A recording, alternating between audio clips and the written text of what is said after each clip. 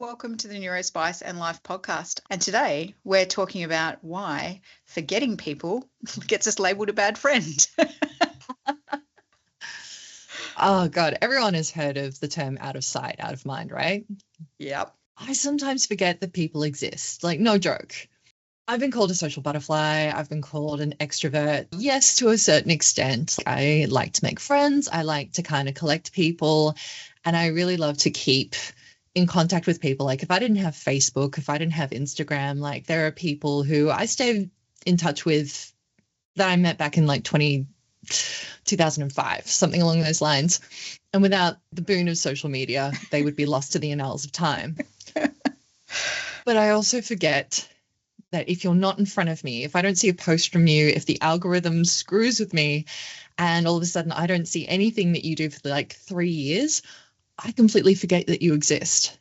And it's not an insult. It's not anything like mean or anything along those lines. It's just how my brain works. I love that, and I relate so hard. And it's like sometimes I feel like there's a big drawer that's got all of like the doctor's referrals and like medical things that I should have had done, and all the important paperwork that I've kept somewhere safe, or like all of the presents and those type of things, along with all the people somewhere in my house. And one day I'll open it and be like, oh my God. But you keep people in a drawer? Only with the use of a safe word. With their consent. With their consent. But like, yeah, it's literally, it's almost like that out of sight, out of mind. And I'll have messages pop up on my phone sometimes, or I don't know if you remember when my phone drowned in a bathtub last year and I had issues getting on my contacts and my phone would ping and the message would come through and I'd be like, I'm really sorry, who is this? And they'd message and I'd be like, and it would be a first name. And then I'd be like, still doesn't help. And I'm like fishing for information, trying to work out who they are. And I'm just like, it's just easier to ignore. Easier to like let it go. If it's really important, you'll contact me again. Yeah, exactly. I mean, that's the thing, right? Like the fact that mobile phones also don't really help us remember people's numbers anymore. And now I've had to write really descriptive words in my contacts list of who you are. So if you give me your phone number, I will have to write as many things about you as I can possibly think of, whether you have a dog, you know, did I meet you through a company or a networking event or something along those lines, so that I have all this additional context. Because if I just get a random message from somebody called Rachel. Which okay. Rachel? I've got 5 Rachels in my contact list. Which one are you? I kind of picture in my head as you say this, like, you know, that game like Guess Who? It's like, do you have a hat? Do you have glasses? Did you have a tattoo? Did we bond over the tattoo? Exactly. Look, it got so bad, right? Like I remember several times where I would start to write a list of everyone who was my friend, so that I could just remember every once in a while to just send a message, be like, hey, how you going? Or like, we haven't caught up for coffee. Or like recently, you know, do you want to do it soon? And that list would start to accumulate times and dates where I'd contact people or message them, so that I just didn't lose that kind of sight of who you are and where you are in relation to me. And then I'd forget about the list, of course, and then I'd sort of be going through all the random sort of notes on my phone and then be like, oh, that's right, I have this list. And then I'd start it up again. And then as soon as things got stressful or I got overloaded or sensory issues started happening, it would go right. It didn't even actually go right out the door. It kind of leapt through a closed window 5 floors up and things like that. It just completely left my brain. Gone. I love it. And when we were talking about this before too, what I love about this, and sometimes when people say to you, like, you know, do you really think you're autistic, is I love the categorization system as well that you also had. Like you categorized friends into different groups based on expected frequency of contact. Yeah, you were a high maintenance friend. Yeah. Or you were a low maintenance friend. Yeah. And I look back in all of the years of friendships and things like that. Unsurprisingly, the people that I've kept, the people who have kept me, have actually been all of my low maintenance friends. They're the people that they don't require a huge amount of constant, consistent effort of remembering. Yeah. It's okay if it goes a couple of days, weeks, months before I remember to message you back. Because there's this kind of and I don't know if it's a neurodiverse thing, or I don't know if it's an establishment of trust and security, which is that I have a trust that unless you say something to me like, hey, this isn't working for me anymore, this friendship just isn't kind of giving me what I need, or something along those lines, then I just assume that the friendship's still there. And I don't need that sort of necessarily a constant reassurance that, hey, we're still good. Hey, like there doesn't need to be a lot of effort. And those are the friendships for me that I think have lasted the most. I mean, I think there were times where you and I, best friends of 30 years now, didn't speak for 6 months. Yeah, like I remember that there was a year that you went over or year and a half you went over to the UK and travelled around Europe. I think the longest we went there was 8 months. And then we'd like pick up and it was like stepping into a time capsule and it's like nothing changed. Like nothing has like, it's almost like we started a conversation yesterday, blank time has happened.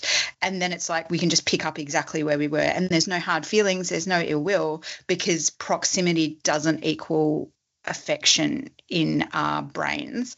And I think that you're right. I think that's when I look at a lot of the friends we've both kept over the years, and you've kept far more than I have, and I'm attributing this largely to the spreadsheet that I didn't know existed, right? Is like, as I think about it, is a lot of those friends I think are also our friends who later in life have also discovered they're neurodivergent as well. And so for them, it was kind of the similar expectation, because the pressure of constantly feeling like you're failing in a relationship and not meeting the other people's expectations, it's really heavy and it's really, really hurtful. And because it's not intentional, it's literally my brain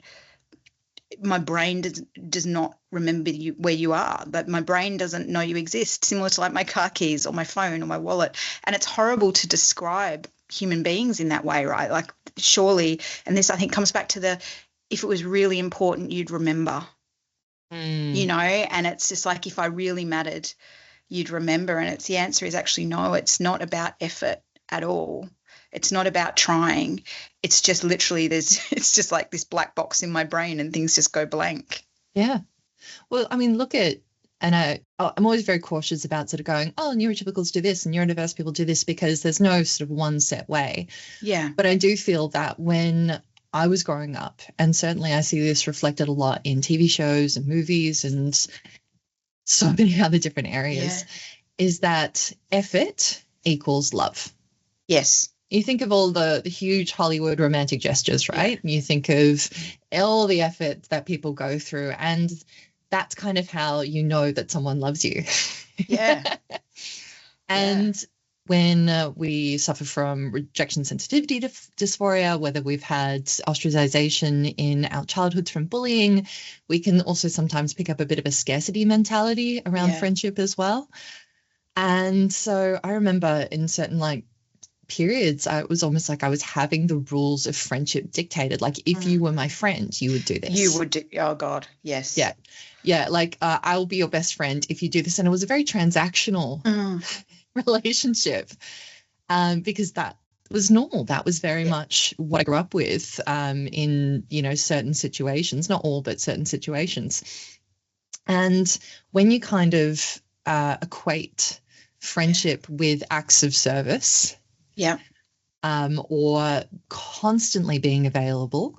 Or I even had one ex-friend now tell me that when I tried to establish a boundary, I got called a bad friend because I was trying to say, look, I'm not comfortable when you say these things. And literally it was, no, I don't want a friendship that imposes limits on me.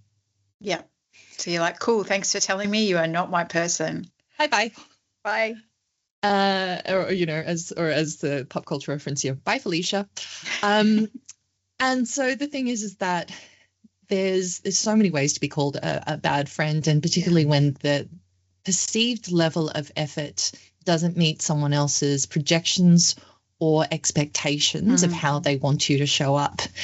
And sometimes, honestly, the social battery is low. You may have missed social cues, facial expressions, unsaid things, unwritten rules. And sometimes you actually you missed how to show up for somebody. Like you didn't understand that something was really important to them.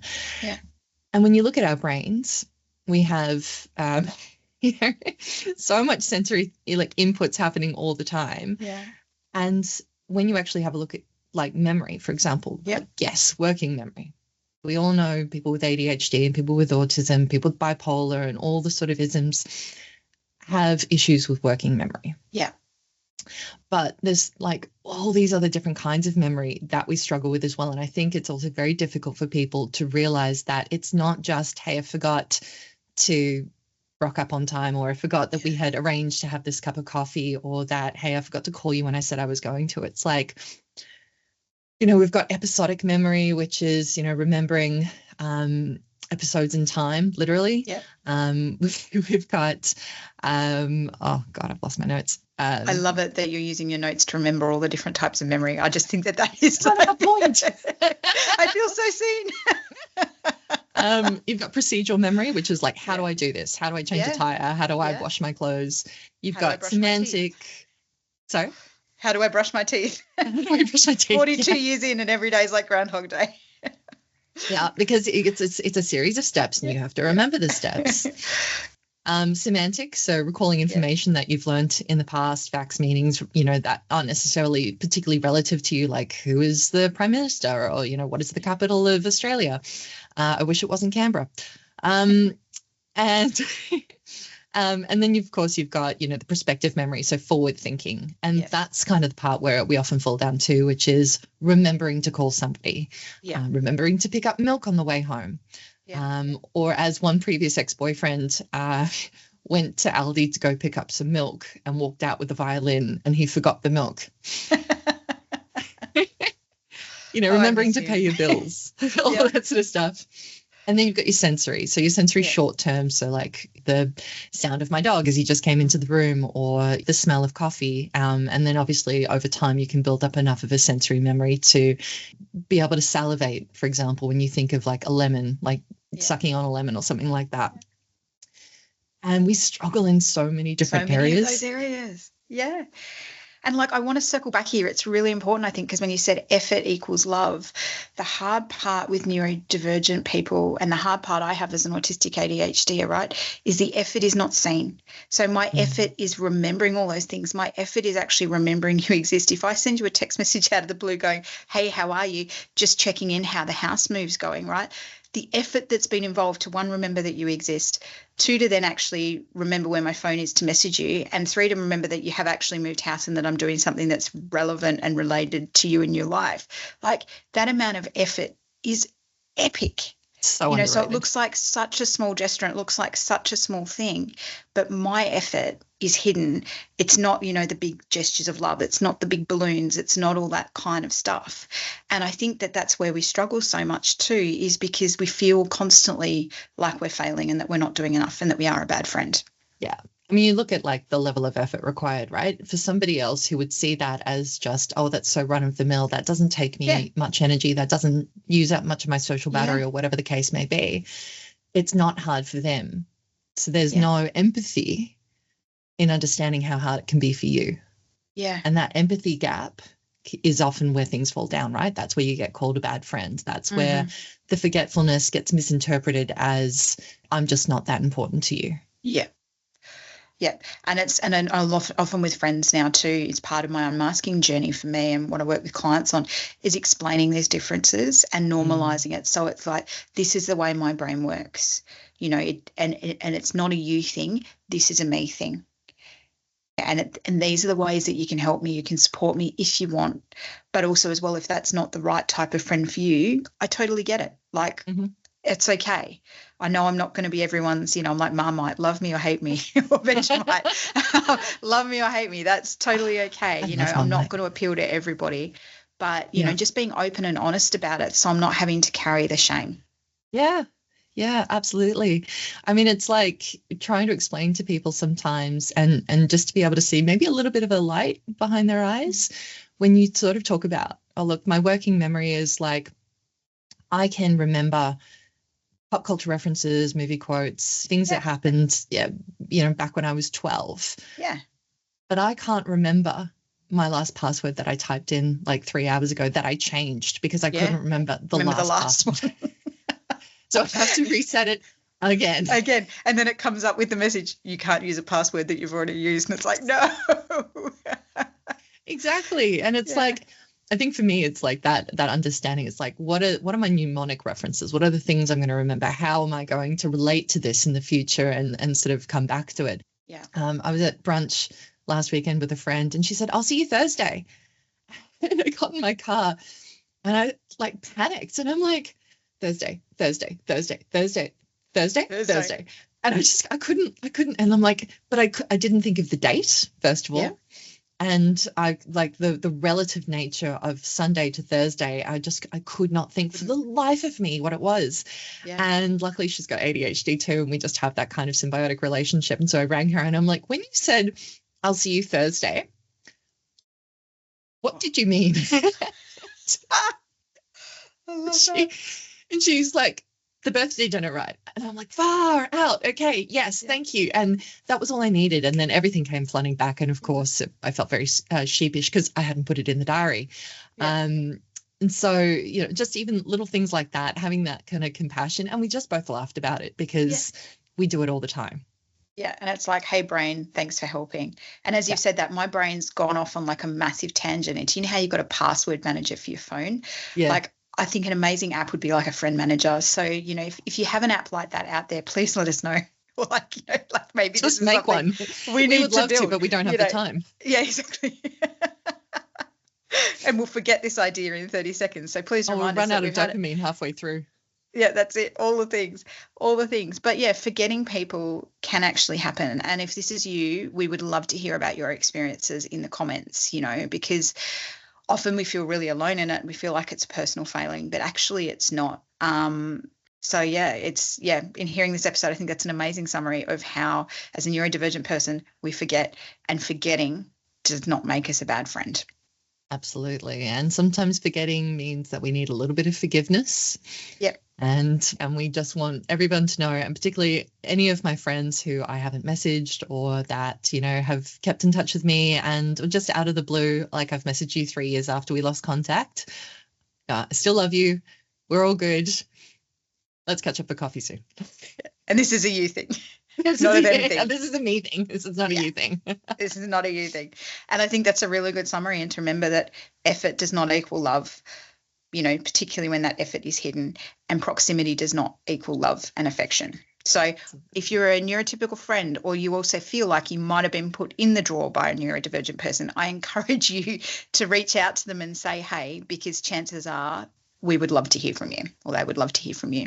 Absolutely. And if you've liked what you've heard today, please like, subscribe, and otherwise we will see you next week with another episode on NeuroSpice Life. Until then, stay spicy. Stay spicy. You're listening to the NeuroSpice Life podcast with Hanna and Freya, besties, brains, and more. If you've enjoyed listening, follow us on YouTube or your favourite podcast app and share it with someone else who knows the sting of a sticky label. We'll see you next time. Until then, stay spicy, stay wonderful.